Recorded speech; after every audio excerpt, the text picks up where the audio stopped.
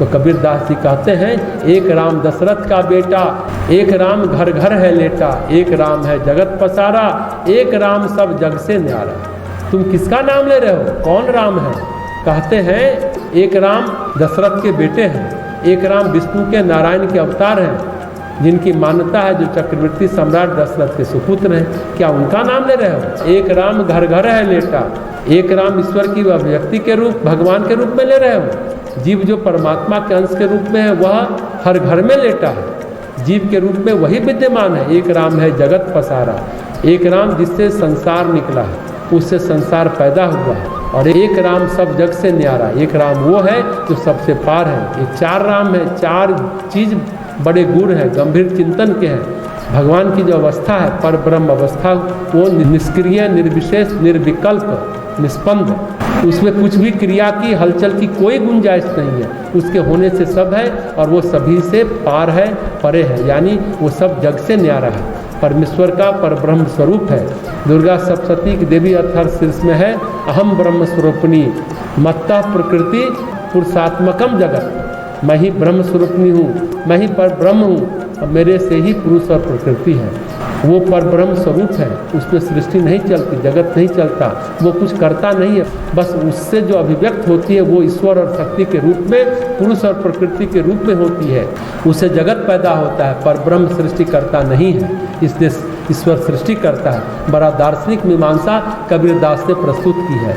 वो परब्रह्म परमेश्वर जब राम है तो सब जग से न्यारे हैं। वो जगत में होकर भी जगत में नहीं है, और जो जगत पसारा है वो राम ईश्वर रूप है। एक राम जगत पसारा, एक राम सब जग से न्यारा।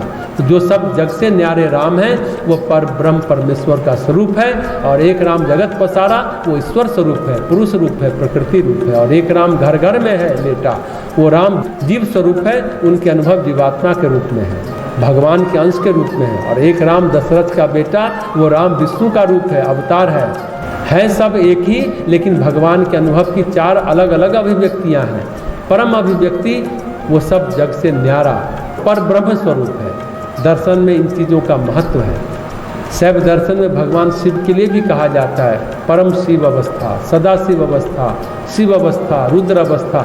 ये सब अवस्थाएं कर्मिक रूप से अभिव्यक्तियां हैं। जो पर ब्रह्म स्वरूप के रूप में वह सृष्टा नहीं है, उसमें कोई कर्म नहीं होता, ईश्वर में कर्म होता है। ईश्वर जगत का पालन करता है, संरक्षण करता है, जगत को उत्पन्न करता है, सृष्टि करता है। वो ईश्वर स्वरूप है जिसको कहते हैं सब जगत पसारा, उसी से सब जगत फैला हुआ है। एक राम घर घर है लेटा, उसी ईश्वर की अभिव्यक्ति जीव रूप में हो रही है। कर्म बंधन में बंधा हुआ जीव वो भी कोई और नहीं, राम ही है। एक राम दशरथ का बेटा, दशरथ के घर जिनका जन्म हुआ, विष्णु रूप वे भी राम ही है।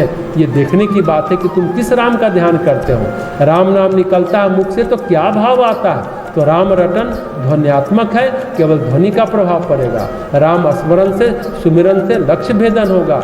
किस राम की बात कर रहे हैं? अगर परब्रह्म परमेश्वर की बात कर रहे हैं तो जीव और ब्रह्म का मिलन होगा।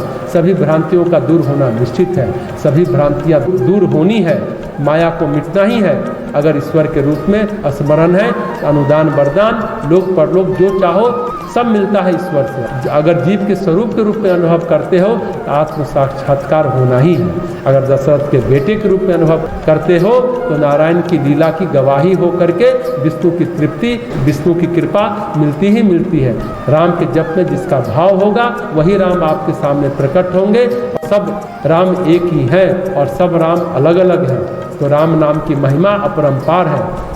जब शमशान की ओर अंतिम यात्रा होती है तब भी राम नाम ही रहता है। राम नाम सत्य है, सभी का यही गत्य है। सत्य बोलो गत्य है।